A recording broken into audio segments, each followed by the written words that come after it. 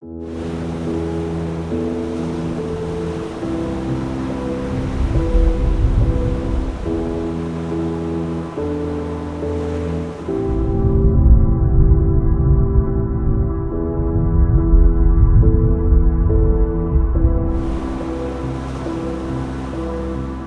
al borde de la mayor era de exploración y descubrimiento de todos los tiempos. Imaginen la Tierra sin el océano. ¿Qué tendríamos? Tendríamos un planeta muy parecido a Marte. Sin océano, sin vida.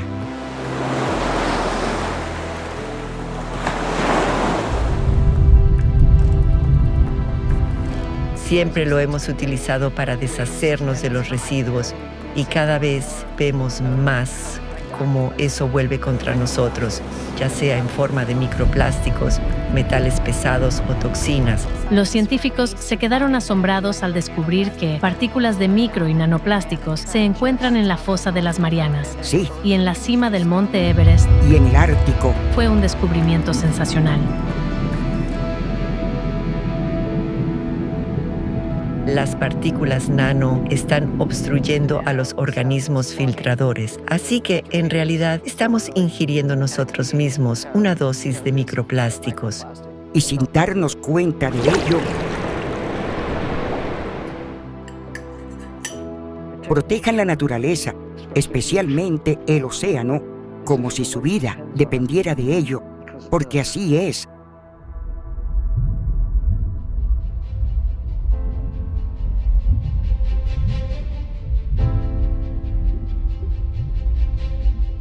Doctora Earle, en nombre de ALLATRA y de nuestra comunidad internacional de personas de muchos países, es para mí un profundo honor entregarle la Medalla Honor de la Humanidad. Como símbolo de nuestra sincera gratitud y respeto por su extraordinario servicio a la Tierra y a toda la vida. Seguiré esforzándome. Hay mucho por hacer. Estamos justo al borde de la mayor era de exploración. Debemos cuidar este pequeño lugar azul que se encuentra justo en el centro. Hola, es un verdadero privilegio y honor estar hoy aquí para esta conversación con dos mujeres extraordinarias, cuyo trabajo de toda una vida ha moldeado la manera en que entendemos, exploramos y protegemos nuestros océanos.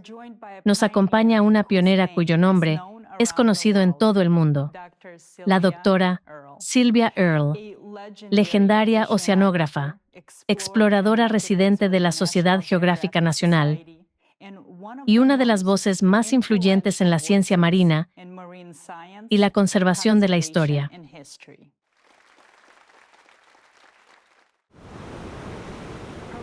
Su trabajo la ha llevado a las partes más profundas del océano y a la vanguardia de los esfuerzos globales para protegerlo. Y también aquí, junto a ella, tenemos el honor de contar con otra líder excepcional, Liz Taylor, quien además es hija de la doctora Earle. Liz es una visionaria de la ingeniería marina y presidenta de Doer Marine.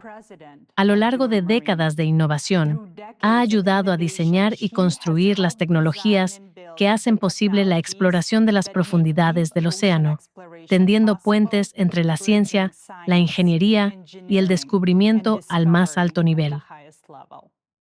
Juntas, su trabajo representa ambos lados de la exploración oceánica, comprender el océano y crear las herramientas que nos permiten adentrarnos en sus profundidades.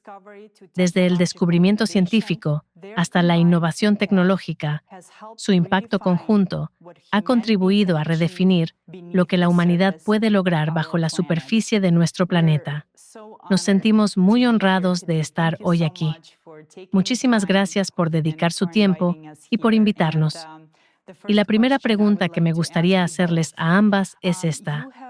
Ustedes han dedicado una parte significativa de su vida al océano, y eso se percibe no solo como una profesión, sino como una conexión personal muy profunda.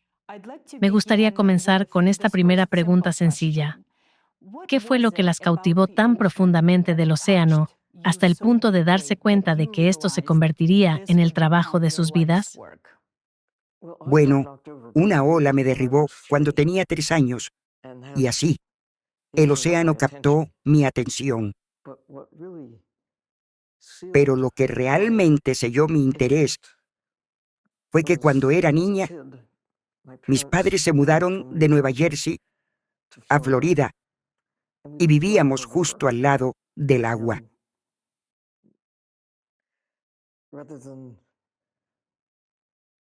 Y en lugar de hacer lo que muchos niños hacen con los deportes o cualquier otra cosa, tuve el placer de familiarizarme con el Golfo de México. Incluso antes de tener una máscara de buceo o aletas, simplemente chapoteaba y podía ver a las criaturas de la orilla.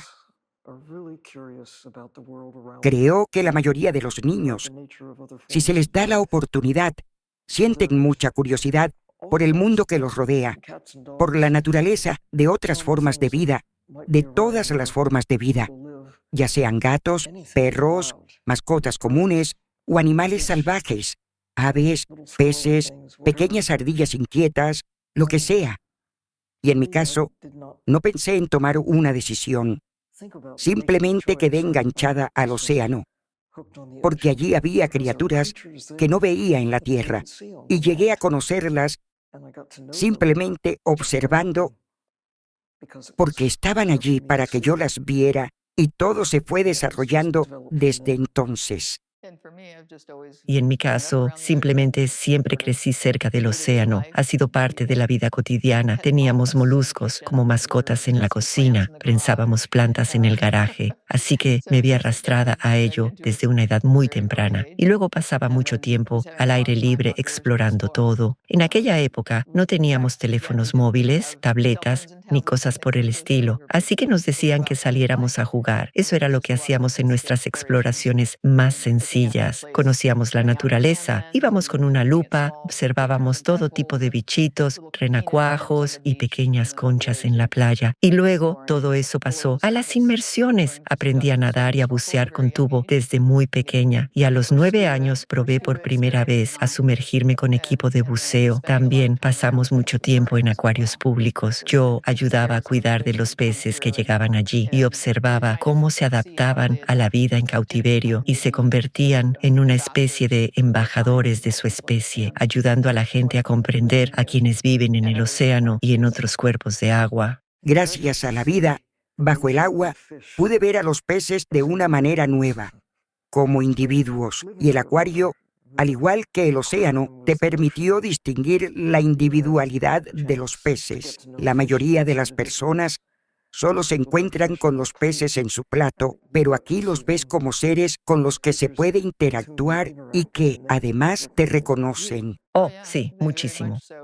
Y me reconocían como individuo frente a otras personas, especialmente algunos de los más grandes, los meros y algunos otros peces que la gente suele considerar simplemente como proteína. 1 kilo de proteína, cuando en realidad son animales muy inteligentes. Y se acercaban directamente, me veían venir, se acercaban y se quedaban mirándome. A veces lanzaban chorros de agua o salpicaban a las personas que no les gustaban. Sí, lo hacían. Había ciertas personas que no les gustaban y daban un fuerte coletazo y enviaban una pared de agua fuera del tanque hacia ellas. Así que algunos tenían un carácter muy fuerte y me regañaron una vez cuando tenía la mano dentro del acuario con el pez gato eléctrico y estaba limpiando el cristal, y al pez realmente le caía bien. Nunca me molestó. Y uno de los acuaristas principales me dijo: no puedes hacer eso, podría darte una descarga, pero nunca intentó hacerlo. Siempre estaba muy tranquilo y nunca me molestaba. Pero sí molestó a algunos. Oh, sí, dejó inconscientes a un par de personas. Es la empatía que muchos parecen haber olvidado. Creo que los niños son naturalmente curiosos y amables, Es verdad. pero animamos a los niños a matar básicamente. Vamos a atrapar algo. En fin, es maravilloso estar en un ambiente donde a la gente le importa, y a menudo es así. Y tú tuviste esa experiencia directa cuando eras niña. Fuiste responsable de los voluntarios durante un tiempo. Oh, sí, dirigí un gran grupo de voluntarios en una época en la que los niños podían ser voluntarios. Ahora es todo un proceso, pero entonces básicamente te permitían venir y ayudar con lo que hiciera falta, ya fuera alimentar al delfín, pasear a un tiburón. Fue increíble. Genial. Sí. Doctora Earle, usted suele decir que la salud del océano significa salud para nosotros. Cuando la gente oye la palabra océano, normalmente piensa en ballenas, playas, arrecifes. ¿Cómo explica hoy a un público amplio que la salud del océano está directamente conectada no solo con la naturaleza, sino también con el cuerpo humano, nuestros alimentos, el aire que respiramos y las generaciones futuras?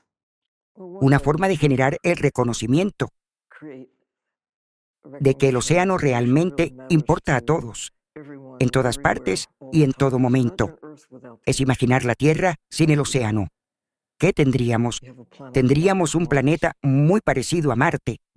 Al parecer, Marte tuvo un océano hace mucho tiempo, pero ahora ya no. Allí hay agua, pero no mucha en comparación con la Tierra. La Tierra es un planeta dominado por el océano.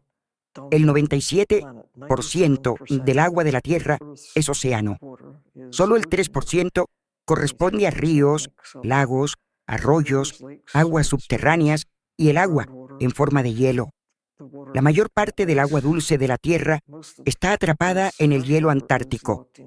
Así que, cuando alguien pregunta, ¿por qué debería importarme el océano? La respuesta es, sin océano, no hay vida. Sí. Y a veces digo, sin azul no hay verde, lo cual es cierto.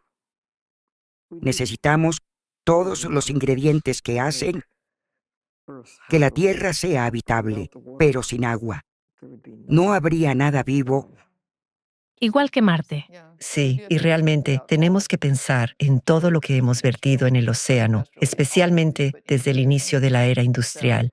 Siempre lo hemos utilizado para deshacernos de los residuos, aguas residuales, escorrentía agrícola, municiones antiguas, todas esas cosas que simplemente hemos arrojado al océano pensando que la solución a la contaminación es simplemente diluirla. Y no lo es. Cada vez vemos más cómo eso vuelve a nosotros, ya sea en forma de microplásticos, metales pesados o toxinas. Son toxinas agrícolas. Y se bioacumulan en los peces y mariscos que las personas pueden llegar a consumir. También hemos visto un aumento enorme de infecciones por bacterias Vibrio en las personas. Cuando yo era niña, siempre nos decían, oh, si te cortas la mano, ve al océano, te ayudará a curarte. Hoy es como, oh, tienes una herida abierta, no te metas en el agua, podrías contraer bacterias carnívoras. Y por eso estamos intentando rastrear y comprender dónde pueden aparecer estas zonas de infección o de preocupación para la salud y tratar de hacer un mejor trabajo siguiéndolas hacia atrás para ver cuáles son las fuentes puntuales y qué podemos hacer para limpiarlas mediante esfuerzos de restauración costera, restauración de marismas y permitiendo realmente que el planeta realice ese trabajo de filtración que siempre había hecho durante milenios. Durante muchos años. Exacto. Y ahora tenemos que hacer un mejor trabajo protegiendo los espacios abiertos en tierra que nos ayudan a tener una mejor calidad del agua. Parece que hemos alterado ese ciclo. Correcto. Sí, el planeta estaba haciendo un buen trabajo sin nuestra... Sí, sin nuestra ayuda. exacto. Así es. Sí. Y además, hoy, la NOAA destaca que una gran parte del océano sigue sin explorarse. Y, a fecha de junio de 2025, solo el 27,3% del fondo marino global ha sido cartografiado con alta resolución moderna, y menos del 0,001% del fondo marino profundo ha sido realmente observado visualmente por seres humanos. Doctora Earle, usted suele trazar paralelismos entre el océano y el espacio, señalando que el fondo oceánico está menos explorado que la superficie de Marte, como ya mencionamos. ¿Qué áreas de la vida de las profundidades marinas, de los ecosistemas, del fondo marino o del mundo microbiano considera hoy las menos comprendidas? No puedo decir que pueda darle una respuesta directa, pero una de las cosas que considero más importantes, quizá lo más importante de todo lo que hemos aprendido sobre el océano, es la magnitud de lo que no sabemos. Vaya, Sabiendo que durante mi vida hemos encontrado no solo nuevas especies, no solo nuevas familias, sino nuevos reinos de vida. ¿Qué más habrá ahí fuera que no conocemos, ya que hemos explorado apenas una diminuta fracción del volumen del océano?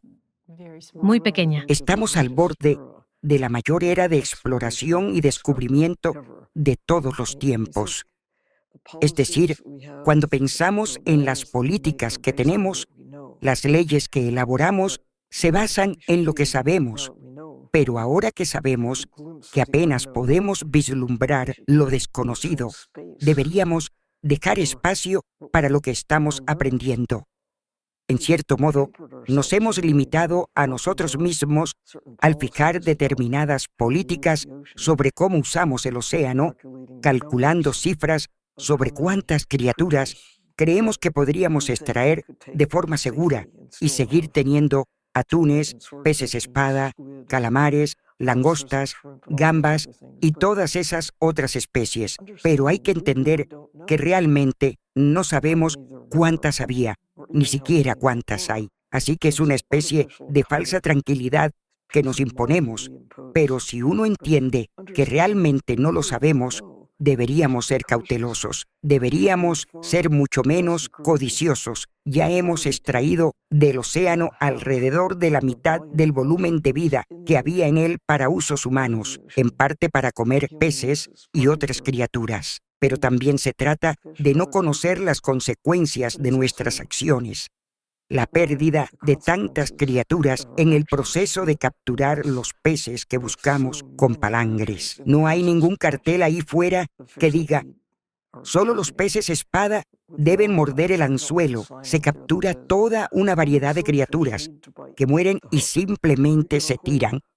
Esa es una de las formas en que hemos extraído vida del océano. Otra es cuando se arrastra una red por el fondo marino. Solo se conserva una fracción de lo que se captura. El resto se arroja de nuevo por la borda, muerto, y así sucesivamente. Todo lo que queda atrapado en la red. Imaginen arrastrar una red por un bosque y que lo que quieren son los pájaros cantores, pero destruyen el bosque y solo se quedan con los pájaros cantores. Así es como tratamos lo que extraemos del océano. Las redes grandes capturan muchísimas cosas y solo una pequeña parte llega realmente al mercado. El resto simplemente se destruye. No haríamos eso en tierra porque se podría ver. La gente se indignaría. Pero en el océano, Soy una de esas personas indignadas por las técnicas de pesca que se han desarrollado en tiempos recientes. Las tecnologías nos permiten hacer lo que era imposible antes del siglo XX y más aún ahora en el siglo XXI. Y todo este proceso se traduce en una destrucción colosal de la vida en el mar. Mucho de esto ha ocurrido porque, como usted dice, la ingeniería y la tecnología han avanzado de forma muy agresiva para ayudarnos a extraer más peces del océano, pero también por la aparición de la contenedorización, la refrigeración y la congelación en alta mar. En el pasado, no se podía alejarse más que unas pocas millas de la costa, capturar un pez y luego esperar poder comerlo de forma segura al final del día, porque se echaba a perder. Ahora puedes capturar peces en Alaska o krill en la Antártida y enviarlos a decenas de miles de kilómetros a cualquier lugar. Así que toda esa industrialización de la pesca ha creado un enfoque muy injusto e irracional de la extracción del océano. Y una desconexión entre qué o a quién estás comiendo de dónde viene y el impacto que tiene. Es decir, hay lugares, países insulares, no todos se han comportado de la misma manera respecto a su fuente de alimento del mar, pero han logrado mantener una relación en la que comprenden que no pueden extraer demasiado, porque entonces desaparecerá. Sí, Han desarrollado internamente algunas culturas que cuentan con áreas protegidas para las especies que capturan. Simplemente se ha convertido en parte de su naturaleza. Si quieres tenerlas a largo plazo, no las captures todas de una vez. Mantén su seguridad, porque eso también significa seguridad para ti. Pero ahora mismo, con 8.000 millones de personas capturando animales salvajes, ya sean aves, ardillas o peces de muchas especies, tenemos que pensar de otra manera, porque necesitamos alimentarnos de otra manera. sí. Extraer vida silvestre del océano para alimentar a 8.000 millones de personas simplemente no es realista, ¿verdad? Para nada. También tenemos que pensar en el impacto que estamos teniendo sobre el sistema natural de soporte vital, sobre los sistemas vivos. Con la agricultura hemos transformado aproximadamente la mitad de la superficie terrestre para cultivar plantas que consumimos directamente o plantas que consumen los animales que luego comemos. Y esto ha ocurrido en gran medida en los siglos XX y XXI. La eliminación masiva de la naturaleza salvaje, convirtiéndola en tierras agrícolas y en otros usos humanos, nos ha llevado ahora a una verdadera elección. ¿En qué mundo queremos vivir? ¿Deberíamos convertir toda la naturaleza en campos de cultivo, ciudades, carreteras y todo lo demás?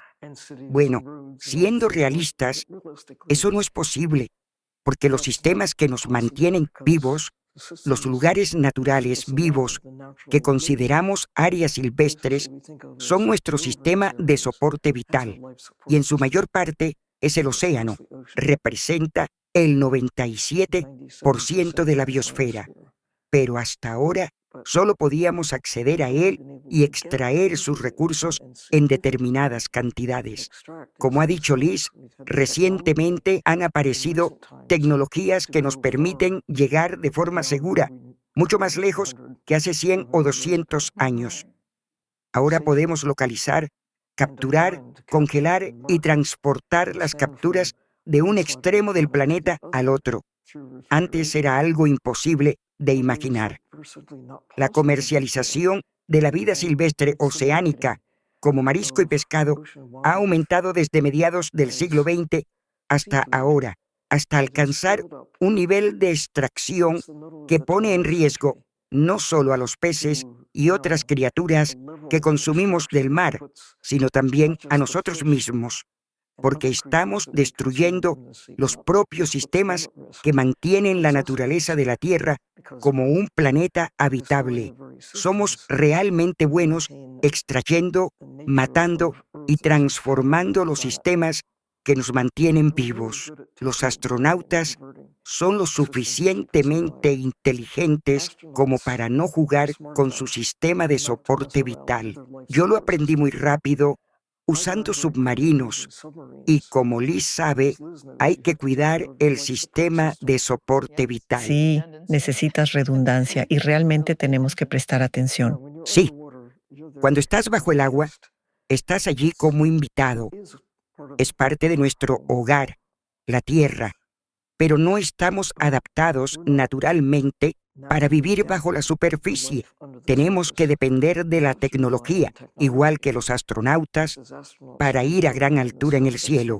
Ese tampoco es nuestro hogar natural, pero sí forma parte de nuestro universo. Pero tenemos la fortuna de contar con la capacidad de hacer lo que otras criaturas realmente inteligentes de la Tierra no han podido hacer. Las ballenas son muy inteligentes, tienen una larga historia y tienen cultura. Lo mismo ocurre con los elefantes, y con nuestros compañeros primates. Tienen muchas capacidades, pero ningún elefante ha estado a gran altura en el cielo para mirar hacia atrás y ver la Tierra. E incluso si pudieran verla, ahora tenemos la tecnología que nos ha permitido comprender lo que estamos viendo, usar microscopios y telescopios, ordenadores y otros tipos de equipos que nos dan una ventaja no solo sobre otras criaturas inteligentes, sino también, si pensamos en otros seres humanos del pasado, somos los primeros en tener esta capacidad. Los niños del siglo XXI son los beneficiarios de toda la historia precedente unida a la tecnología moderna, que da a los niños de hoy conocimientos que no existían cuando yo era niña. Me refiero a conocimientos importantes como qué aspecto tiene la Tierra vista desde el espacio, Sí, o el hecho de que los microbios forman parte de nosotros, de cada uno de nosotros, y que no podemos vivir sin ellos. Tenemos una relación simbiótica que hace posible nuestra existencia gracias a esos pequeños seres que nos ayudan a digerir los alimentos, que realmente actúan como nuestro sistema inmunitario de maneras muy básicas. No sabíamos eso cuando yo era niña. Simplemente no podíamos saberlo. No habíamos alcanzado ese nivel de comprensión. Y aún tenemos muchísimo más que aprender sobre nuestra relación con las bacterias, con otros microbios que son tan diversos y tan abundantes. Básicamente, mantienen unido el mundo. Existían categorías enteras de vida. Existían incluso antes de que aparecieran en el planeta los primeros organismos multicelulares. La vida se desarrolló durante unos 2.000 millones de años antes de que surgiera siquiera cualquier criatura multicelular. Y no es de extrañar que tengamos una relación muy estrecha e íntima con estas pequeñas criaturas que básicamente gobiernan el mundo. Pero si no sabes que están ahí y no aprecias sus funciones, sus relaciones, hemos desarrollado numerosos antibióticos que a veces lo matan todo. No solo aquello que queremos destruir. Aquí es importante el equilibrio. Por supuesto, debemos seguir usando antibióticos, pero a medida que aprendemos más, podemos ser más específicos respecto a cuáles queremos atacar. Así que seguimos aprendiendo muchísimo y beneficiándonos de lo que aprendemos. Y creo que nuestra mayor esperanza para el futuro son los niños. Lo importante es que utilicen todos esos conocimientos que, por cierto, no siempre se obtienen en las escuelas. que los utilicen para algo positivo, ¿verdad? Exacto. Sabe, hay que reconocer la fragilidad no solo del planeta, sino también de los seres humanos. Al fin y al cabo, somos criaturas muy frágiles y hace falta mucha suerte y equilibrio para mantenernos justo en ese punto óptimo, la más mínima alteración, y ya está. Es un ciclo muy, muy frágil. Así que espero que, con todo el conocimiento que ahora está disponible, la gente lo use para el bien y tome mejores decisiones, haga mejores elecciones, y que utilice el análisis predictivo no solo para prever los beneficios del próximo trimestre, sino para pensar con 7 generaciones de antelación. O al menos con el próximo cuarto de siglo. Sí, pero adoptar esa visión de 7 generaciones, cómo las acciones que tomamos hoy afectarán la capacidad del planeta para sostener a los seres humanos en el futuro, junto con otra biodiversidad. ¿Qué cambiaría usted para ayudarnos a comprender mejor el fondo oceánico? ¿Qué se podría hacer? Creo que lo principal es usar esa cosa que llevas sobre los hombros. Que todos tenemos. Tener esa curiosidad que está ahí, porque está allí, en cada ser humano, quizá en todos los mamíferos jóvenes, tal vez, quiero decir, quizá incluso las crías de arañas sean curiosas, no lo sé. Pero, sin duda, los seres humanos tienen esa capacidad. Simplemente sigan aprendiendo, ¿de acuerdo? Pero si hablamos de acciones concretas, la prioridad número 1, creo, para todos nosotros en todas partes, no importa quién seas, qué sepas o qué hagas, es proteger los sistemas naturales que nos rodean. Aprovechen cualquier oportunidad. Si viven en una casa con un césped bonito y bien cuidado, piensen, ¿qué más se podría cultivar allí en lugar de ese símbolo culturalmente aceptado llamado césped? ¿De dónde salió siquiera esta moda de los céspedes? Bueno, yo sí sé de dónde. De Europa, de la cría de ovejas. Era un signo de riqueza. Las zonas de tierra pisoteadas por las ovejas se convertían en césped y eso se puso de moda. Así que necesitamos poner de moda el amor por la naturaleza salvaje. Me encanta observar la tendencia actual cuando la gente devuelve intencionadamente a sus jardines un aspecto primigenio y silvestre, o cuando escuelas, iglesias e incluso parques empresariales corporativos se implican en este tipo de proyectos. Antes, por todas partes tenían esos céspedes uniformes, rociados con Roundup, donde todo estaba cortado hasta el último milímetro. Y ahora llegan y piensan, ¿cómo podemos atraer aquí a las orugas? ¿Y a los colibríes? ¿Qué podemos hacer para recrear un entorno vivo?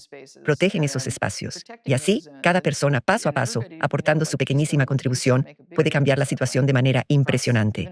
Incluso, en medio de una gran ciudad se pueden crear estos islotes verdes, que aportarán un beneficio enorme. Eso sería genial. O incluso simplemente plantar algo comestible. Claro, sí. Damos por sentado que vamos a buscar comida a los supermercados o a los mercados, lugares donde todo ya está reunido en un mismo sitio.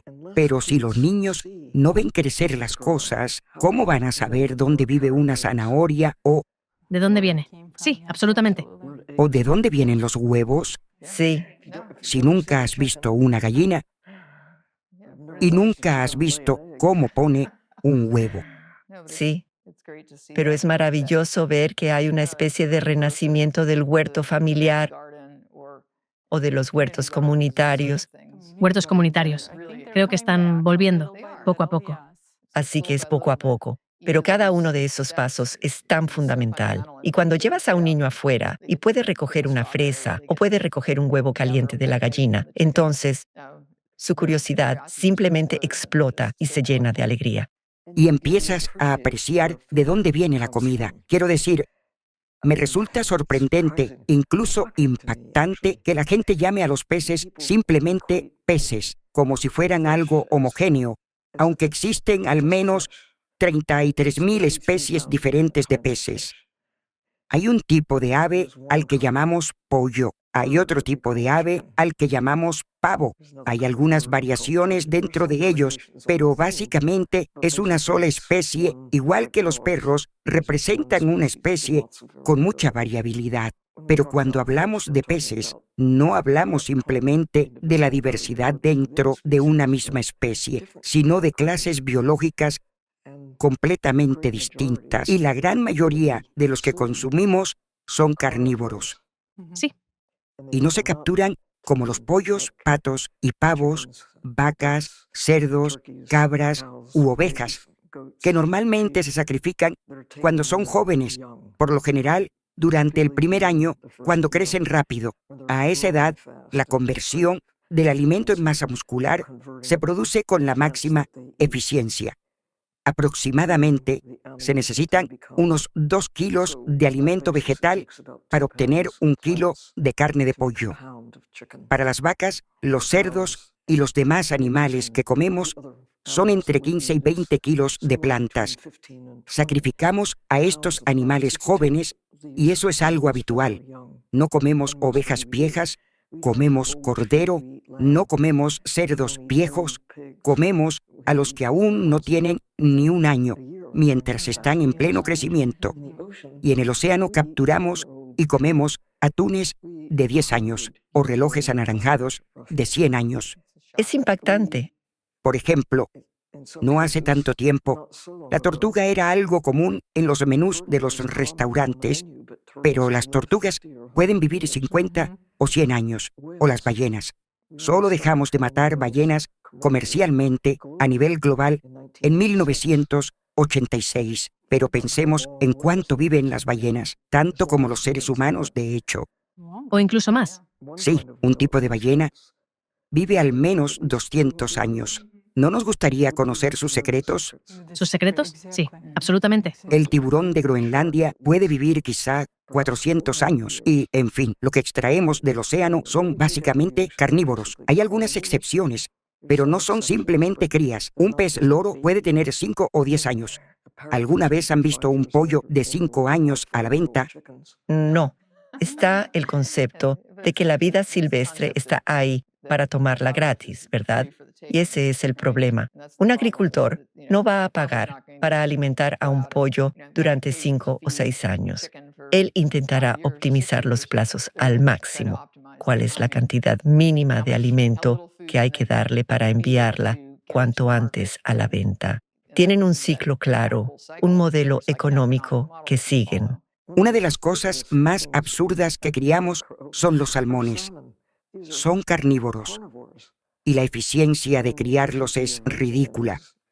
Para que lo comprendan, extraemos una gran cantidad de peces silvestres para alimentar a los animales cultivados y no se obtienen en un año, aunque se intenta mucho ser más eficientes. Pero se ha vuelto casi tan común como el pollo en los menús de los restaurantes de todo el mundo. Puede que la gente común no lo coma todos los días, pero lo han equiparado al menú estándar. En todas partes es lo mismo. Puedes elegir ternera, cordero, pollo o salmón. De todos los pescados, es el que más se sirve. Sí. Está en todas partes. Y es algo nuevo. Nadie podía encontrar salmón en los mercados en los años 40, 50 o 60. No fue hasta los años 70 cuando el cultivo de salmón realmente empezó a despegar y ahora se cría en países de todo el planeta, incluso donde no pensarías que se pudiera criar. Encontramos formas ingeniosas de ajustar el entorno para adaptarlo al salmón, como criar salmón en el sur de Florida. ¿En serio? Y hay un mercado para ello, porque nos han hecho creer que esto es algo bueno, pero estamos extrayendo vida silvestre del océano. Liz, has mencionado la renaturalización de la Tierra. Sí. Pero nosotros estamos desnaturalizando el océano. Estamos extrayendo vida silvestre a una escala gigantesca y alterando los sistemas que nos mantienen vivos. Nuestro sistema de soporte vital, los sistemas que generan oxígeno, capturan carbono y mantienen esta diversidad de vida en el mar, que es mucho mayor que la diversidad de vida en tierra. Cuando entiendes que es un ámbito tridimensional y que aproximadamente la mitad de las categorías de vida conocidas existen únicamente en el océano. En ninguna otra parte de la Tierra, pero todas las criaturas que tienen representación en tierra tienen al menos alguna representación en el mar. Y los hongos. Incluso los insectos tienen representación en el mar. Así que somos terrestres, tenemos un sesgo, pero eso está cambiando a medida que conocemos el océano. Es verdad. Y debemos cuidarlo. Es nuestra mayor esperanza para un futuro largo y duradero para nosotros mismos. Esa probablemente sea nuestra misión. En las últimas décadas, los científicos han hablado cada vez más de la pérdida global de biodiversidad e incluso de señales de una sexta extinción masiva. Mientras estos procesos se estudian activamente en ecosistemas terrestres y costeros, como hemos mencionado, las zonas profundas del océano siguen estando mucho menos exploradas. Ustedes ya han respondido parcialmente a esto, pero ¿están observando una pérdida de vida en las profundidades del océano? Y, si es así, ¿cuáles creen que son las principales causas? Nosotros, los seres humanos, somos los impulsores del cambio. Los cambios climáticos tienen un impacto en todo, en todas partes. Si realmente quieres cambiar un sistema, cambia la temperatura y la química. Estamos haciendo ambas cosas. El océano se está volviendo más ácido debido al dióxido de carbono que hemos liberado al quemar combustibles fósiles. El océano ha absorbido gran parte de ese exceso de dióxido de carbono que hemos generado, pero más allá de cierto punto, se convierte en ácido carbónico y eso es lo que está impulsando la acidificación del océano en todas partes, de arriba a abajo, Está cambiando su composición. más nuestra capacidad de extraer recursos usando una tecnología que no existía hasta mediados del siglo XX. Nos hemos vuelto cada vez mejores a la hora de encontrar, capturar y comercializar vida silvestre oceánica, en particular de aguas profundas, especies como el reloj anaranjado o la lubina chilena. Y creo que lo más alarmante es que estamos viendo un esfuerzo realmente grande por aumentar la extracción de peces y otros animales silvestres de la zona mesopelágica, porque esos animales viven a gran profundidad en el mar, pero por la noche ascienden hacia la superficie. Tienen esta enorme migración, la mayor migración animal del planeta, que ocurre cada noche cuando suben. Físicamente, su biomasa mezcla las capas del océano y ayuda a llevar el carbono hacia las profundidades marinas. Y ahora hay países que salen a arrastrar redes por esa zona a cientos de metros de profundidad, capturando estos animales y extrayéndoles aceite o convirtiéndolos en harina de pescado, sin siquiera considerar cuántas especies hay allí, sino simplemente triturándolos para hacer harina destinada al salmón cultivado o cápsulas de aceite de pescado para personas, algo que realmente no necesitamos. Y esto es realmente... O sea, sin darse cuenta de su función, Sí, y también... de lo que hacen por el océano. Y allí ocurren verdaderos milagros. Allí habitan especies increíbles de calamares, medusas. Con los calamares, la situación es realmente impactante. Las flotas de barcos dedicados a la pesca de calamares son visibles incluso desde el espacio debido a sus potentes focos. Simplemente extraen los calamares del agua de forma mecánica. Y todo esto ocurre tanto de manera legal como ilegal. Despojando al océano de su mundo vivo. Sí, por toneladas métricas. Y en serio, cuando vas a una tienda y ves latas de atún o atún congelado o incluso atún fresco, no te das cuenta de que eres parte del problema si eliges eso como algo que deseas consumir, pero no lo sabes porque está ahí. Piensas que alguien habrá determinado que está bien, de lo contrario, no estaría en el estante, ¿verdad? Claro, Pero ese es el poder del marketing. Exacto. Nos engañamos a nosotros mismos y luego los recursos simplemente se agotan. Pero todavía no todo está perdido. Aún hay una oportunidad si tomamos conciencia de lo rápido que estamos consumiendo el océano. Existen evidencias que, espero, ayudarán a convencer a los estados del mundo de cumplir el acuerdo actual, proteger al menos el 30% de alta mar de las industrias extractivas. Ahora mismo, bajo esta protección, se encuentra una fracción diminuta del 1%, una fracción muy, muy pequeña.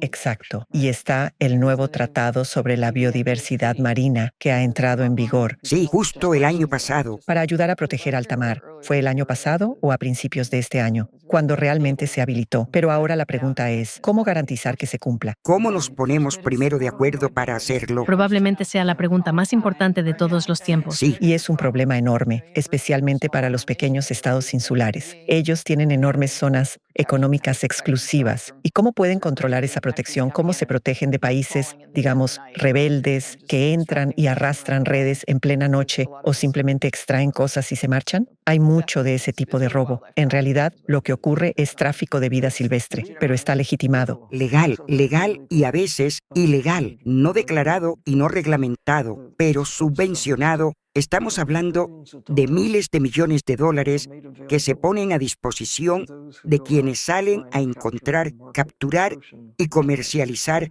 vida silvestre oceánica.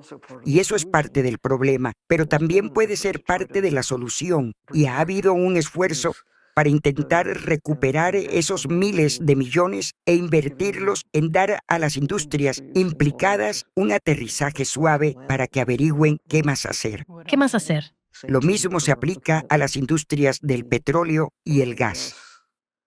Hay una forma de no destruir estas empresas, sino de transformarlas para que tengan impactos positivos en lugar de negativos.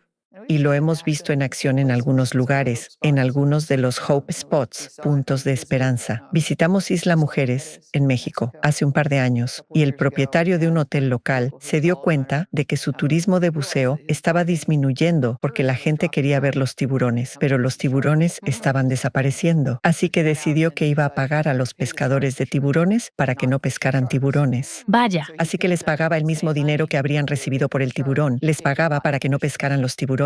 Y luego empezó a contratar a algunos de sus familiares para trabajar en sus hoteles y en empresas locales. Les dio otro trabajo. Y les encontró otros empleos en el sector turístico. Y muy pronto esos hombres ya no tenían que salir al mar. Volvían a casa por la noche a una hora razonable. Las familias estaban más felices. Toda la dinámica cambió. Entregaron sus anzuelos y se acabó la pesca. Ahora son guardianes del océano. Y los ingresos del turismo aumentaron muchísimo. Fue un modelo sencillo que realmente funcionó. Es un ejemplo De restaurar la naturaleza. restaurar la naturaleza. Al mismo tiempo, se aprovechó toda la experiencia, la inteligencia y los conocimientos de esos pescadores. Ellos conocían perfectamente la zona, sabían dónde habitan las aves, dónde se encuentran los tiburones, y esa experiencia se redirigió hacia un modelo de ecoturismo por el que la gente está dispuesta a pagar. Ahora los turistas vienen para observar aves o sentarse en una barca y ver cómo se acerca un enorme tiburón toro. En lugar de matarlos, es un gran ejemplo. Es realmente un ejemplo muy ilustrativo, una historia de esperanza y de determinación para hacer del mundo un lugar mejor, mostrando todo con el propio ejemplo. Y esta historia, este modelo, ahora puede aplicarse prácticamente en cualquier lugar. A otras áreas. Y eso es precisamente lo que estamos intentando hacer aquí, en un sentido amplio, Seguir en el negocio, pero ya con un buen propósito. en beneficio de las personas y de todo el planeta. en beneficio de la naturaleza. Sí, Y eso es maravilloso. sí. El océano también es uno de los entornos geológicamente más activos del planeta. Según la NOAA, hasta el 70% de todas las erupciones volcánicas ocurren bajo el agua. Y sin embargo, la mayoría de ellas permanecen fuera de nuestra vista. No las vemos. Simplemente no vemos cómo respira el fondo oceánico. Sí, ¿Han presenciado alguna vez una erupción volcánica submarina? Y si es así, ¿hubo algún impacto visible en la superficie? ¿Y cómo respondió la vida marina?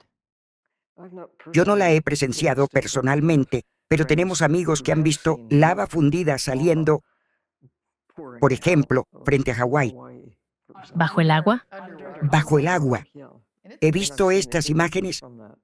Sí, y es bastante espectacular. No nos damos cuenta de lo sísmicamente activo que es el océano, y lo que realmente no apreciamos es el extraordinario riesgo al que nos enfrentamos por no tener el conjunto de conocimientos necesario para comprender dónde están estas zonas de falla, porque una de las consecuencias más peligrosas de un terremoto potente es el tsunami que le sigue. Esto ocurre de forma similar a cómo sucede en tierra. Una fuerte sacudida provoca un enorme deslizamiento, solo que bajo el agua, un desplazamiento sísmico, y entonces se levanta una gigantesca ola de tsunami. También puede producirse mucho burbujeo en la superficie. Puede haber liberación de gases. Si el volcán submarino es pequeño, con el tiempo puede convertirse en una isla. Llegará a convertirse en una isla, logrará salir a la superficie. Hay muchísimas historias de marineros que vieron cómo el agua a su alrededor empezaba literalmente a hervir y burbujear, y pensaron, ay, ¿será que ahora va a salir una ballena? Pero no, es algo mucho peor que eso. Y efectivamente, un monte submarino empieza poco a poco a convertirse en una isla. Esa es la naturaleza de nuestra tierra. Miren las islas Hawái. Algunas de ellas son muy antiguas y hoy solo queda de ellas una pequeña caldera o un atolón. En otro tiempo, allí había una montaña, pero con el paso del tiempo simplemente fue erosionada. Así es como la tierra se reconstruye a sí misma a lo largo de milenios. Y creo que muchos peces lo perciben con antelación. ¿Lo pueden sentir? Igual que nuestros perros o gatos nos advierten antes de un terremoto y logran alejarse nadando. Sí. Aunque bajo el agua no se siente la sacudida en el sentido habitual. Para ellos más bien parece una especie de ola extraña. Pero un tsunami ya es un peligro real para las personas. Creo que incluso más peligrosas que estos eventos naturales son las cosas que nosotros mismos hemos provocado. Por ejemplo, cuando yo era niña, los plásticos no existían. Sí, Y ahora los niños de hoy viven en un mundo en el que, no importa dónde vivas o si nunca has visto siquiera el plástico ha llegado hasta ti a través de la atmósfera, del aire que respiramos, del agua que bebemos, de los alimentos que comemos, porque se ha vuelto algo común, se ha normalizado. Todo, desde los botones hasta la ropa, Todo. todos los envoltorios de los alimentos y las latas están revestidos de plástico. todo, incluso el equipo médico. Y vemos cómo este efecto se multiplica durante las tormentas fuertes, ya sea un huracán, un tsunami, una inundación o cualquier otro fenómeno. Antes, el océano arrastraba desde tierra residuos naturales comunes como ramas o tierra. Pero ahora el mar recibe una avalancha de plástico. Es simplemente, O redes de pesca llevadas al mar. sí, Y equipos de pesca, porque más de la mitad de todo el plástico que hay en el océano son redes y sedales desechados. Solo piensen en esto. Antiguamente, fabricar una red de pesca era todo un acontecimiento. Se tejían a mano. Yo misma me sentaba junto a los pescadores que tejían redes. Era parecido a cuando mi madre, con sus familiares y amigas, cosía colchas. Hacer a mano algo tan enorme suponía un trabajo increíble y nadie quería perderlo. Ahora todo es diferente. Si se perdía una red, se hacía todo lo posible para recuperarla. Hoy, en cambio, con la aparición de materiales sintéticos baratos, las redes simplemente se compran en una tienda y a nadie le preocupa demasiado perderlas. Además, son mucho más fáciles de manejar que los equipos de pesca artesanales de principios del siglo XX y de toda la historia anterior de la humanidad. además, son increíblemente duraderas. Algunos materiales sintéticos pueden tardar cientos de años en descomponerse. Oh, sí, absolutamente. Simplemente flotan en el agua y se convierten en las llamadas redes fantasma. Los peces caen accidentalmente en ellas, las ballenas se enredan, mueren y se hunden hasta el fondo. Pero, en cuanto los cuerpos se descomponen, esa red vuelve a subir a la superficie y continúa su ciclo mortal. O puede engancharse en un arrecife de coral. Debido a su increíble resistencia, una red así literalmente corta los corales como una sierra, destruyendo el arrecife. O le corta la cola a una ballena. ¿Recuerdan a la famosa ballena sin cola? Un trozo de hilo de pesca se enrolló alrededor de su cola y con el tiempo simplemente se la cortó. Nunca desaparece. El plástico no se biodegrada, simplemente se fragmenta en partículas cada vez más pequeñas y microscópicas que ahora están presentes constantemente en nuestra atmósfera. Los científicos quedaron asombrados al descubrir micro y nanoplásticos en el fondo de la fosa de las Marianas. Sí. Y en la cima del Everest fue un descubrimiento sensacional. Y en la Antártida, muy lejos de donde uno pensaría. Sí. Los científicos estaban en shock. Y eso sin hablar de cuando se encontraron microplásticos en la placenta y en todos los órganos humanos. Ese ya es un tema aparte. Pero sí, hoy es un problema enorme. Sí. Y todos lo entendemos perfectamente. Esto literalmente divide nuestra historia geológica, una especie de período preplástico, ¿saben? Sí, desde luego. Y luego el Plasticeno. Oh, sí. Es una auténtica locura. En realidad, cuando se habla de la contaminación del océano por plástico, la mayoría de las personas se imaginan algo visible, como basura en las playas, fragmentos flotantes o esas mismas redes de pesca. Pero si miramos bajo el agua, hoy el problema de los micro y nanoplásticos se vuelve cada vez más urgente. Según un estudio publicado en la revista Nature, solo en el Atlántico Norte hay alrededor de 27 millones de toneladas de nanoplásticos. Esto indica que el nanoplástico posiblemente sea la forma predominante de contaminación plástica en el océano. En su opinión, ¿qué tan grave cree que es ya esta parte menos visible del problema para el océano, los seres marinos y, en última instancia, para los propios seres humanos? No lo sabemos, Sí, no lo sabemos. ese es el problema. Hay algunos indicios, pero nosotros, todo esto es nuevo. Sí. y se necesita tiempo para evaluar y ver de forma fiable la causa y el efecto.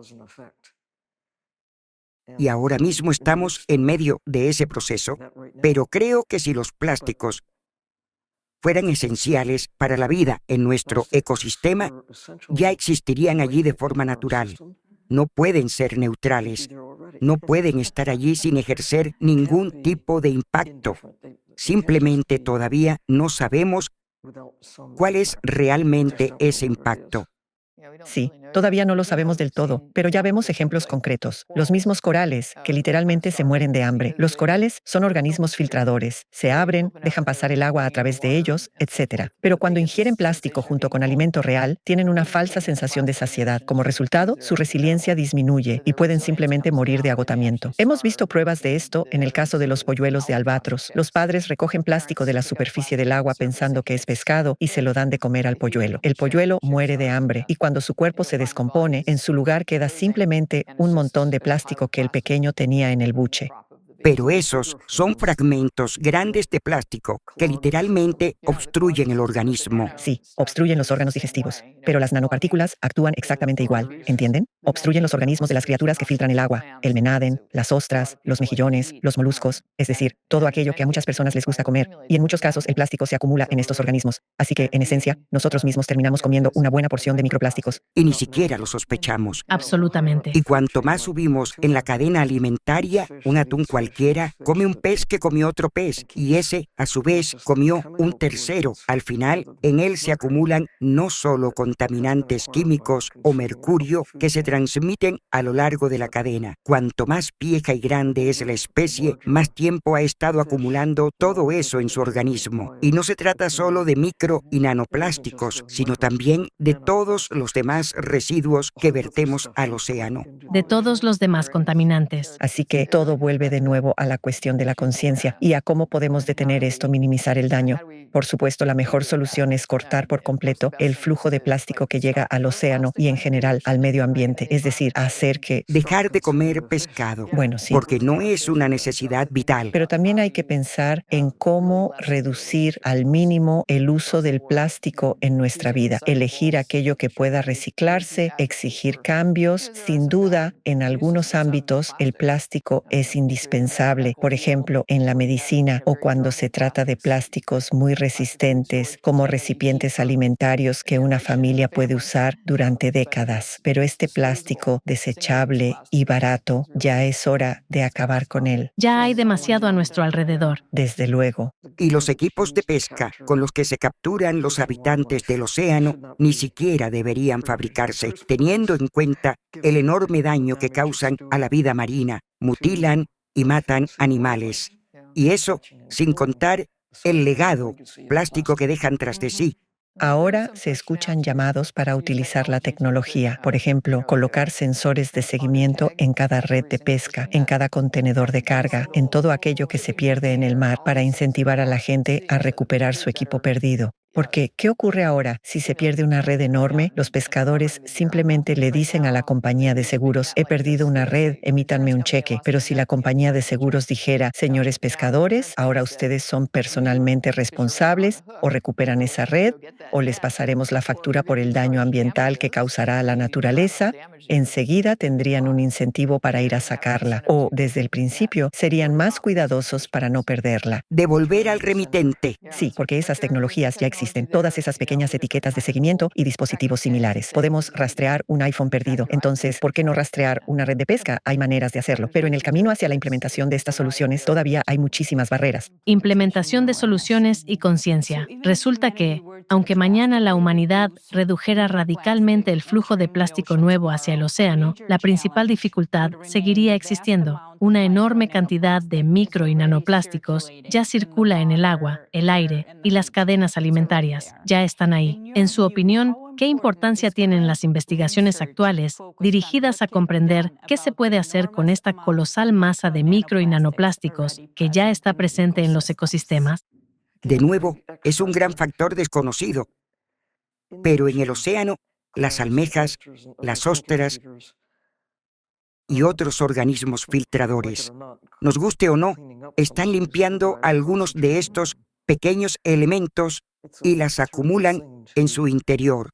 Es terrible haber causado problemas tanto para ellos como para nosotros mismos. No hay una respuesta fácil. Lo primero es detener el flujo. Como mínimo, saquemos la mayor cantidad posible de plástico del océano mientras aún es grande, antes de que se reduzca a micro y nanoplásticos. Al menos, en esto podemos actuar de forma preventiva. Correcto. Creo que incluso hoy sacamos del océano solo el 0,01% del plástico y vertemos más de Innumerable. 10 millones de toneladas de plástico. Así que la cantidad que sacamos no es comparable con... No es en absoluto comparable con lo que vertemos allí. Y tenemos que abordar seriamente los sistemas de tratamiento de aguas residuales, porque vemos muchos nanoplásticos que acaban siendo arrastrados al océano a través del desvío de aguas residuales al mar. Por ejemplo, hay una gran tubería de descarga de aguas residuales. Una enorme cantidad de microplásticos llega allí simplemente al lavar nuestra ropa, desde la ducha y otras fuentes domésticas, donde los microplásticos se desprenden y son arrastrados por el agua, pero la filtración en las plantas... Las partículas son muy diminutas. No puede detenerlos en el origen. Sí, No se ha estudiado. simplemente no se puede capturarlos. Todavía no han desarrollado una forma eficaz de hacerlo. Liz, su trabajo se sitúa en una intersección única entre la ingeniería, la accesibilidad de las tecnologías y la defensa del océano.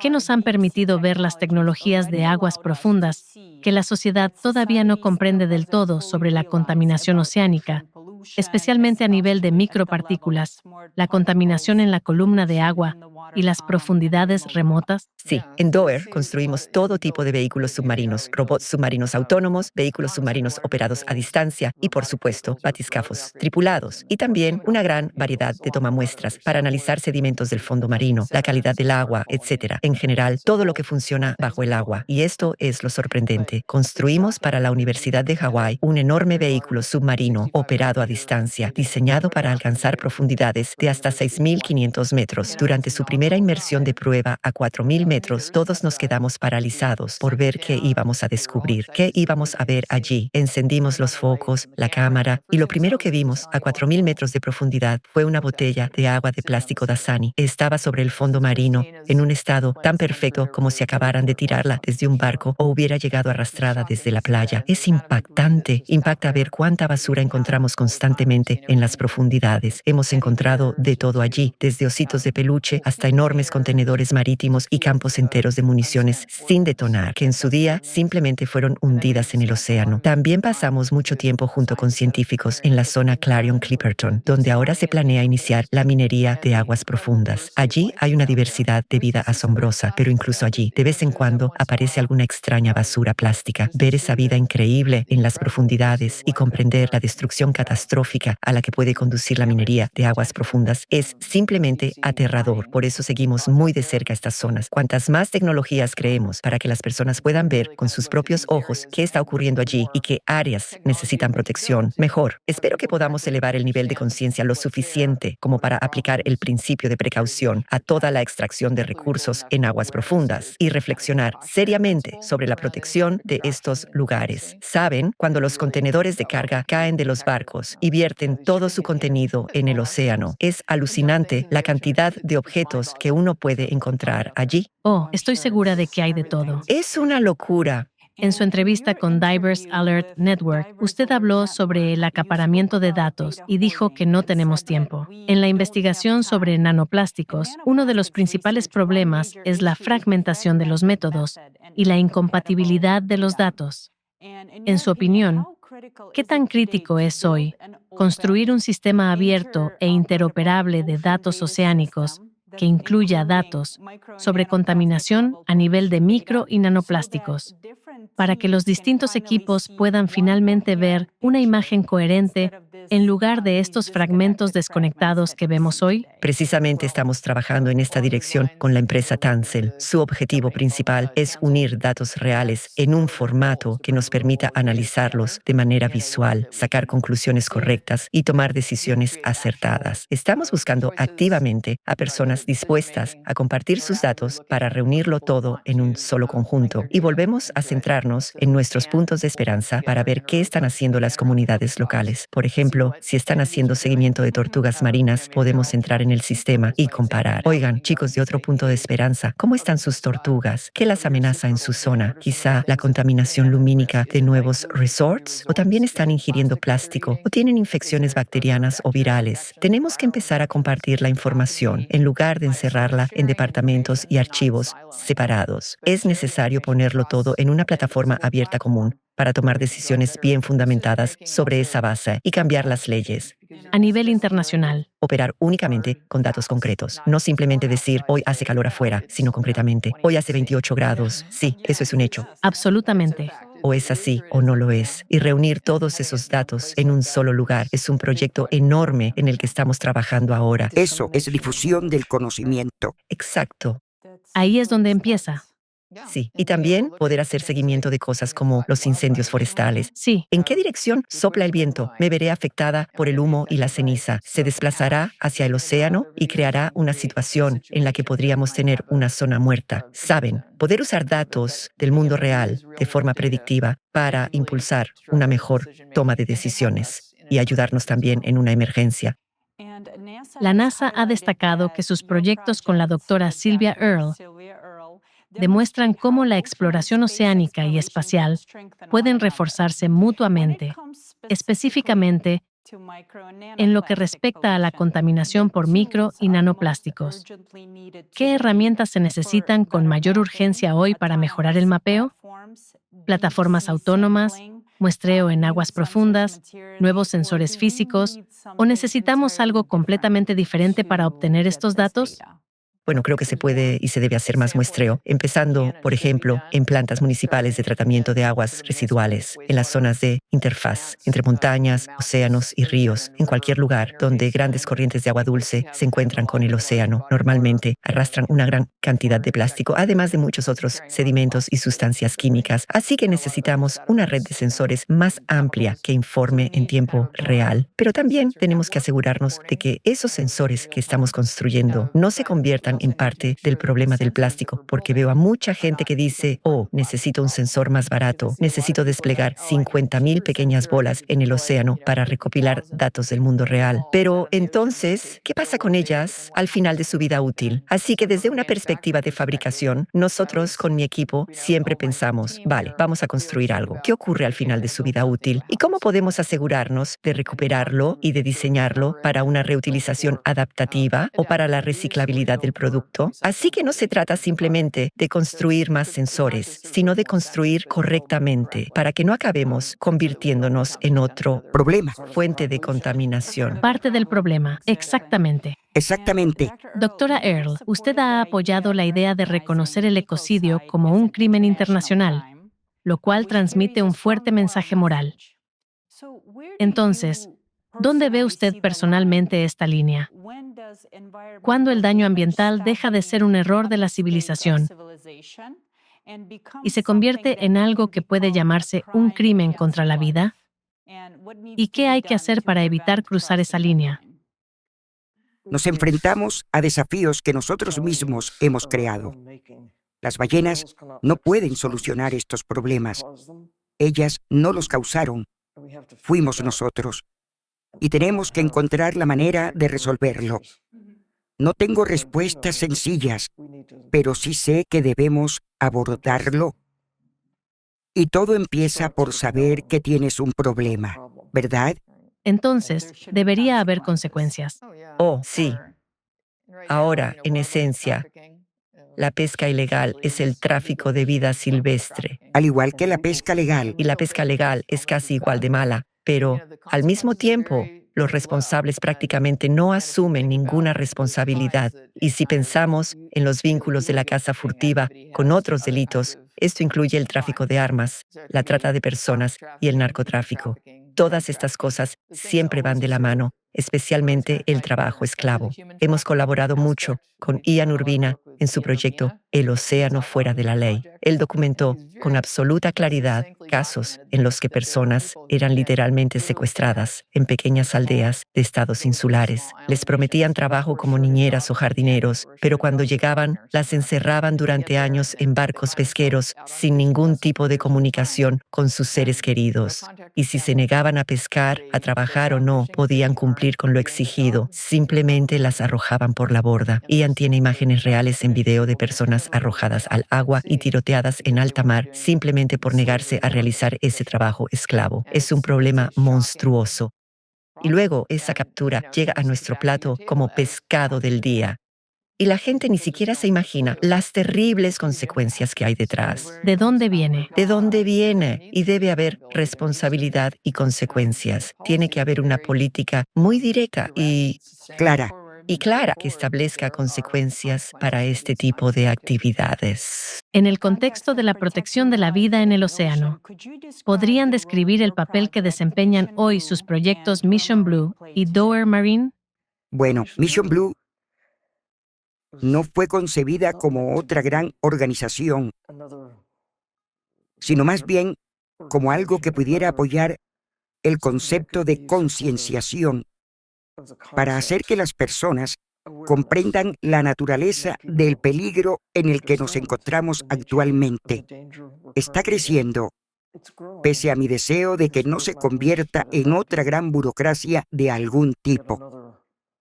Pero ahora tenemos personas en 116 países, muchos voluntarios, algunos de los cuales participan con remuneración. La idea es que puedan ser catalizadores de un cambio positivo, ser una voz para la naturaleza, identificar lugares que conocen y que les importan, y comprometerse a llevarlos desde donde estén hacia un nivel más alto de protección, idealmente una protección plena, como la que se esperaría de un parque nacional. Pero el objetivo es mejorar la situación en cualquier lugar donde se encuentren, dar un paso adelante respecto a lo que hay ahora, y está funcionando, a veces con mucho éxito, atrayendo a personas afines y trabajando juntos. Logramos conseguir la protección total de territorios que por una u otra razón son importantes. Todos los lugares importan. En nuestro planeta no hay rincones sobrantes. Así que cualquier esfuerzo de las personas, donde quiera que se realice, aporta beneficio. Y el concepto de puntos de esperanza está inspirando a otros a tomar conciencia de que pueden marcar la diferencia, incluso si sus zonas no están oficialmente marcadas en los mapas interactivos Esri Story Map con el uso de tecnologías ESIG. Existe una empresa llamada Esri que se dedica a los sistemas de información geográfica, superponiendo distintas capas de información unas sobre otras.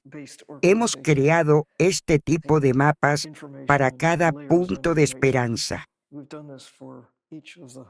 Esto nos proporciona puntos de apoyo en todo el mundo, una especie de estaciones de campo que ya están recopilando datos y seguirán recopilándolos para compartirlos. Y gracias a las nuevas tecnologías, ahora podemos mirar mucho más allá de los primeros 100 metros del océano, donde normalmente bucean los buceadores y se recopila la mayor parte de la información.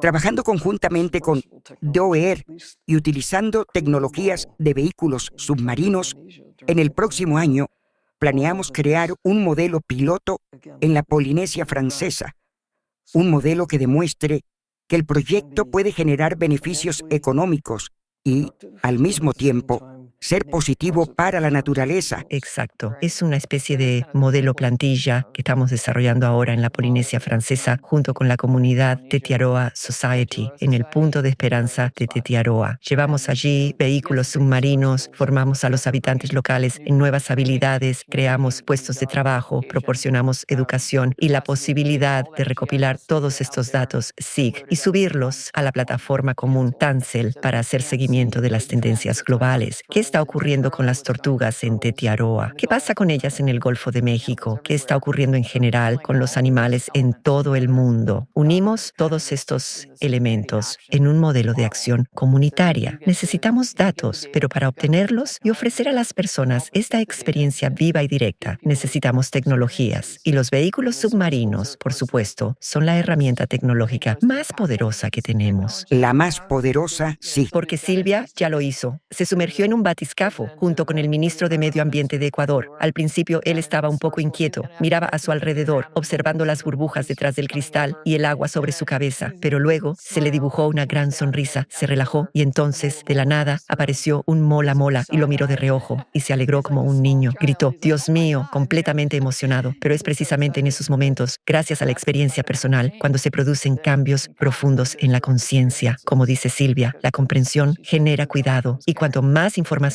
y más experiencias vivas de este tipo tengamos, Absolutamente. y cuanto más podemos mostrar a la gente, más podemos elevar el nivel de pensamiento sobre cómo cuidamos el planeta en su conjunto. Me gustaría ver a Mission Blue y sin duda a Doer con más sumergibles. Me gustaría ver esto seriamente ampliado. Y cuando he mencionado la palabra burocracia, no quería dar ahora a entender que todas las organizaciones de conservación son burocracias. No lo son. Pero tienen que... Me gustaría ver que las personas que están sobre el terreno reciban los recursos Sí, necesarios para poder explorar, reunir conocimiento y compartirlo. Tenemos que cambiar la forma en que la gente piensa sobre el valor del océano. Trabajar en todas partes y a todos los niveles que podamos para despertar a la gente y hacerle ver lo afortunados que somos en el siglo XXI de poder hacer lo que ninguno de nuestros predecesores podía siquiera imaginar. Pero necesitamos que la gente entienda que esto requiere esfuerzos. Si realmente queremos acelerar el proceso, necesitamos recursos para apoyar a las personas sobre el terreno, a quienes se enfrentan día tras día a estos problemas y buscan soluciones. Y si no conseguimos poner en marcha este mecanismo en los próximos 5 años, porque esa es precisamente la velocidad que necesitamos. sí, muchísimo. Necesitamos avanzar a una velocidad muy rápida. Porque necesitamos acelerar la escala. Y movernos rápidamente. Vemos hacia dónde se dirige este mundo. Tenemos que revertir la situación, cambiar de raíz nuestro comportamiento, nuestra comprensión y nuestras leyes absurdas, que a veces fomentan la destrucción, porque en nuestra economía la naturaleza tiene costo cero. Es bastante comprensible cómo hemos llegado a esto consumiendo la naturaleza como si fuera eterna. Pero tenemos que detenernos y decir, miren los hechos. Literalmente, estamos devorando nuestro mundo. Los hechos. Tenemos que aprender a comprender la naturaleza. Un pez vivo en el océano debe valorarse más que uno muerto en el plato. Una ballena viva, un árbol milenario o incluso centenario. La naturaleza ha invertido tanto esfuerzo en ellos. Hay valores sobre los que ya es hora de reflexionar. Sí, quizá, después de pensarlo mucho, convertir un árbol en tablas resulte ser la decisión correcta en alguna situación, pero tal vez valga la pena dar un paso atrás y pensar, aquí estamos, por nuestra causa, la naturaleza está decayendo. ¿Qué podemos hacer, tanto en tierra como en el mar? ¿Cómo podemos transmitir a las personas los problemas y sus soluciones? ¿Cómo podemos inspirar a la gente a salir de su caparazón, a dejar de lado pensamientos como, de todos modos, no podemos cambiar nada, así que simplemente disfrutemos de la vida? Así es una actitud terrible. Por desgracia, así es. Yo puedo hacer algo. Todo el mundo puede hacer algo. Nadie puede hacer todas las cosas que hay que hacer. Pero si las personas toman el poder que tienen y lo ponen en acción, Sí, es como si todos fuéramos gotas en el océano, pero juntos formamos todo un océano, ¿verdad? Exacto, formamos todo el océano y me encanta ver cómo la gente se suma y lo he visto especialmente en los jóvenes y los niños. Participan muchísimo en plataformas ecológicas de intercambio, hacen trueques, intercambian, ya no salen corriendo al primer hipermercado que encuentran para comprar algo guay, sino que buscan, compran más en tiendas de segunda mano, compran más bienes usados y los restauran. Es decir, la actitud está cambiando. La gente entiende que no hace falta correr a una tienda de muebles, o no, sino que puedes ir y encontrar Algo. alguna pieza vintage y comprar algo que tenga cierto significado o cierta historia. Reutilizar. Y reutilizar, adaptar, usar menos, comprar de forma más consciente. Y si compras algo, elegir cosas realmente de calidad y duraderas. En el Centro Global de Investigación ALLATRA, una cuestión importante para nosotros es cómo garantizar que el conocimiento científico no permanezca confinado dentro de los círculos profesionales. Nuestro objetivo es conectar la investigación, la comunicación pública y el diálogo político a través de informes, documentales y debates con expertos. Desde su perspectiva, ¿qué ayuda a que la ciencia llegue realmente a la sociedad y a los responsables políticos para que el conocimiento no sea solo información, sino acción? históricamente, al menos durante mi vida,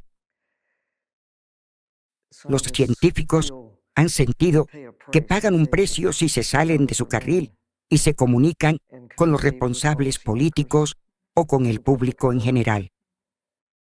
Está ocurriendo un cambio de actitud. Las subvenciones que se conceden para apoyar la ciencia a veces incluyen el estímulo de no solo compartir ese conocimiento con otros científicos, sino también a prever medidas para informar al público sobre la importancia de lo que estás haciendo.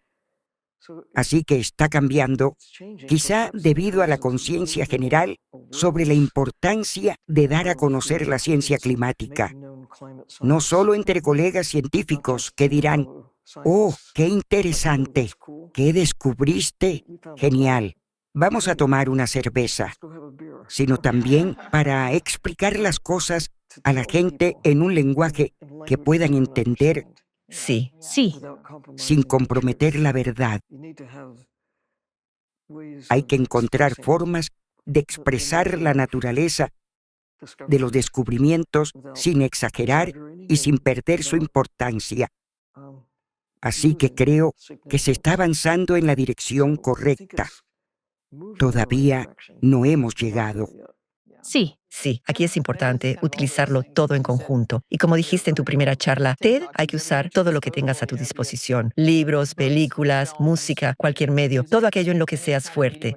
Lo que sea. Como ustedes. ¿Cómo trabajar con ustedes? Sí, exactamente. Ser la voz. Realmente nos estamos esforzando mucho y nuestro objetivo, como ustedes dijeron, es traducir el conocimiento científico en información accesible para todos, para que las personas puedan leerla y comprender su esencia. Debe ser claro. Sí, para que puedan entender qué está pasando con nuestro mundo, con la humanidad, con la biosfera, etc. Porque a veces estas investigaciones están escritas en un lenguaje tan complejo que resulta muy difícil comprender y ver qué está ocurriendo, y uno no va a leerlas. Incluso los científicos están muy divididos, muy separados. Uno estudia un campo, otro estudia otro campo. Pero necesitamos una comunidad científica que trabaje unida porque, como hemos hablado, todos vivimos en un solo planeta Tierra. Todo está interconectado e interrelacionado, y debemos asegurarnos de que todos los datos científicos estén reunidos en una sola base de datos accesible para todos, para que podamos estudiarla. Exacto. Y entonces poder tomar mejores decisiones. Exacto. Mejores. Sí. Y no pensar solo en cómo podemos explotar esto o cómo podemos conseguir más peces por hora. Exactamente. Cómo podemos hacer realmente un trabajo más serio y responsable a la hora de cuidar nuestro sistema de soporte vital. Para terminar, si tuvieran la oportunidad de dirigirse hoy al mundo entero, a personas de todas las profesiones, naciones y perspectivas. Científicos, padres, adolescentes, responsables de la toma de decisiones y quienes apenas están aprendiendo a ver el océano con el corazón, ¿qué es lo que pedirían a la humanidad que comprendiera por fin ahora mismo? Protejan la naturaleza, especialmente el océano, como si su vida dependiera de ello. Porque así es. Siempre lo repetimos, pero es la pura verdad. Estamos obligados a proteger nuestro sistema de soporte vital, cuidar el agua, cuidar la tierra, cuidar la naturaleza. Fíjense en lo que comen. Sí. Fíjense en lo que visten. Sí, fíjense en sus decisiones personales y cuando encuentren algo que realmente les funciona, como ese forro polar de Patagonia que tienes en el armario y que has conservado durante 25 años, valórenlo, úsenlo, cuenten la historia de que todavía lo llevan después de todo este tiempo. No caigan en la moda rápida. Marquen tendencia. Marquen tendencia. Marquen una nueva tendencia. Sí, marquen tendencia y compártanla. Queremos darles muchísimas gracias. Quiero agradecerles por invitarnos hoy aquí, por esta entrevista. Estamos muy felices de estar aquí. Todo el equipo está emocionado de conocerla a usted. Y muchas gracias a usted, Liz, por organizar este encuentro. Estamos realmente agradecidos por aprender de ustedes. Hemos disfrutado mucho hablando con ustedes y esperamos poder continuar la conversación. Sí, muchísimas gracias. Gracias.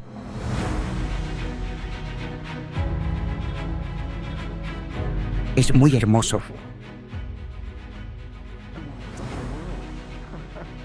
Doctora Earle, estamos muy felices. Muchísimas gracias por invitarnos hoy aquí. Estamos muy complacidos de conocerla. Usted es verdaderamente una mujer increíble, una persona extraordinaria que ha hecho muchísimo por este planeta. Doctora Earle, en nombre de ALLATRA y de nuestra comunidad internacional de personas de muchos países, es para mí un profundo honor entregarle la Medalla Honor de la Humanidad. Esta medalla se entrega en reconocimiento a su histórica y monumental contribución a la exploración oceánica, la ciencia marina y la protección de los mares vivos de la Tierra. A través de toda una vida de investigación pionera, liderazgo científico y conservación del océano, usted ha servido a la humanidad, a la Tierra y a las generaciones futuras. Por favor, acepte esta medalla como símbolo de nuestra sincera gratitud y respeto por su extraordinario servicio a la Tierra y a toda la vida. Gracias por este hermoso reconocimiento que no estoy segura de merecer. Seguiré esforzándome. Hay mucho por hacer. Estamos justo al borde de la mayor era de exploración. Debemos cuidar este pequeño lugar azul que se encuentra justo en el centro. Usted es verdaderamente increíble y nos sentimos honrados y todavía tenemos mucho que aprender de usted. Todos tenemos mucho que aprender del océano, pero gracias y gracias por lo que están haciendo para concienciar a las personas sobre la magnitud de los problemas a los que nos enfrentamos, porque solo cuando sabes que existen problemas puedes encontrar soluciones y ustedes están haciendo ambas cosas. Gracias. Muchísimas gracias.